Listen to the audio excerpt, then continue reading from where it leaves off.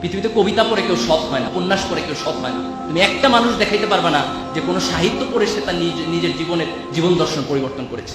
কিন্তু আমি 1000 পিপল দেখাতে পারবো in the history of the world যারা ধর্মগ্রন্থের কারণে, ধর্মীয় বিশ্বাসের কারণে তার নিজের জীবনের সততা প্রমাণ করেছে।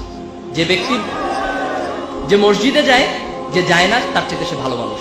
যে মন্দিরে যায়, যে যায় না তার চেয়ে সে ভালো মানুষ।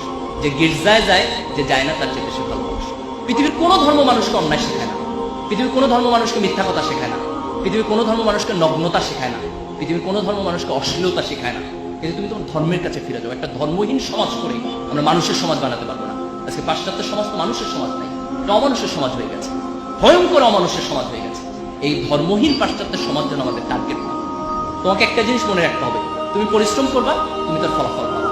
তুমি ফাঁকিবাজি করবা, তারও ফলাফল তুমি পাবা। প্রত্যেকটা ভালো কাজের একটা রিওয়ার্ড আছে, প্রত্যেকটা খারাপ কাজের একটা পানিশমেন্ট আছে। আমি দুইটা ধর্মের দুইটা মাইথোলজি থেকে দুইটা কোট করে আমি আমার বক্তব্য শেষ করব। হিন্দু ধর্মের একটা গল্প আছে এরকম যে তাদের একজন রাজা ছিলেন, মোস্ট প্রবাবলি তার নাম ছিল গান্ধারী। একটা যুদ্ধে তার অনেকগুলো সন্তান মারা গেছে। তো সে ঈশ্বরকে প্রশ্ন করলো যে ঈশ্বর, তুমি আমাকে এত বড় পানিশমেন্ট কেন দিলে যে আমার সব সন্তান একটা যুদ্ধে মারা গেল? আমি তো এরকম কোনো অন্যায় করি নাই, আমার যতটুকু মনে পড়ে আমি আমার জীবনে জাতীয় কোনো সিন, কোনো ক্রাইম আমি করিনি। ঈশ্বর তাকে বলতেছেন যে তুমি ছোটবেলায় যখন খেলাধুলা করতেছিলে, তো একদিন খেলার ছলে কিছু প্রজাপতি মেরেছে, প্রজাপতি মেরে তুমি তোমার গলায় মালা বানিয়েছে। বলছে ওই প্রজাপতি মারার পানিশমেন্ট হিসেবে আমি তোমার সন্তানকে এই যুদ্ধ হত্যা করেছি। সে হচ্ছে আমি তো এটা খেলার ছলে করেছি। ঈশ্বর বলতেছে আমিও এটা খেলার ছলে করেছি। This important. সে তার ছোটবেলায় একটা জীবকে হত্যা করেছে, হয়তো বুঝে নাই, but that wrong did punishment হিসেবে তার জীবনে ফেরত এসেছে। বুখারী শরীফে একটা হাদিস আছে যে প্রাচীন আমলের একজন মহিলা ছিলেন, তিনি খুব খারাপ মহিলা ছিলেন। তিনি একদিন রাস্তা দিয়ে যাচ্ছেন, হঠাৎ করে তিনি দেখছেন একটা কুকুর খুব পিপাসার্ত। খুব দয়া হলো কুকুরটা দেখে, এবং তিনি একটা কুয়া থেকে পানি তুলে নিয়ে এসে সে কুকুরটাকে খাওয়ালেন। এবং আল্লাহ রাসূল সে হাদিসে কোট করছেন যে এই যে একটা তৃষ্ণার্ত জীবের প্রতি তার অন্তরে কিছুটা দয়া সৃষ্টি হয়েছে, সেটার কারণে খোদা তার পুরাতন জীবনের সকল গুনাহকে মাফ করে দিয়েছেন। That was a very small ভালো কাজ, খুব ছোট্ট একটা ভালো কাজ, কিন্তু সেই ভালো কাজটা খোদার আরশে গিয়ে অনেক বড় হিসাবে তার কাছে প্রতিদান হিসাবে ফেরত এসেছে। এই যে আমরা আমাদের জীবনে অনেকগুলো কাজ করি, আমরা তো অনেক ভাবি না যে এটার আউটপুট কি হবে, কিন্তু তুমি একটা ছোট্ট ভালো কাজ করো, বিলিভ মি, এই ভালো কাজের প্রতিদান তুমি তোমার জীবনে পাবা। তুমি একটা ছোট্ট খারাপ কাজ করো, এর প্রতিদান তুমি তোমার পাবা, এই জেনারেশনে না হলে নেক্সট জেনারেশনে। কোরআনের একটা ঘটনা এরকম আছে যে মুসা আলাইহিস সালাম যখন খিজির আলাইহিস সালামের সাথে যাচ্ছেন, তখন খিজির আলাইহিস সালাম অনেকগুলো কাজ করেছেন যেগুলোর এক্সপ্লানেশন তিনি বোঝেন নাই, পরে দিয়েছেন।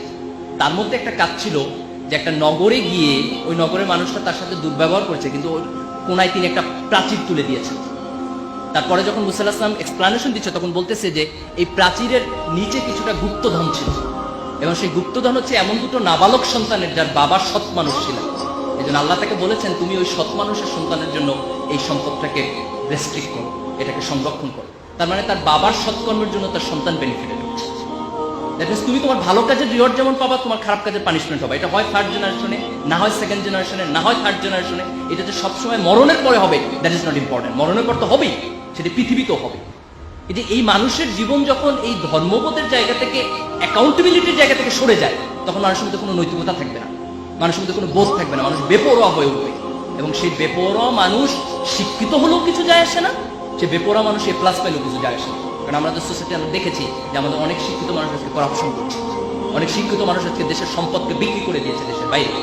এই যে দিস ইজ ইম্পর্টেন্ট যে আমরা গ্লোবালাইজেশনের যুগে আমাদের কোয়ালিটি ডেভেলপ করার পাশাপাশি এই অ্যাকাউন্টেবিলিটির জায়গা থেকে মানুষের প্রতি ভালোবাসা, জীবনের প্রতি ভালোবাসা, জীবের প্রতি ভালোবাসা, এক ধরনের নৈতিকতা বোধ, এক ধরনের ধর্মবোধ, যে কোনো ধর্ম, ফেইথ বেস অ্যাপ্রোচ। তুমি ঈশ্বরকে বিশ্বাস করো, আল্লাহকে বিশ্বাস করো, গডে বিশ্বাস করো, does not matter, but you must believe, you must practise whatever your religion is.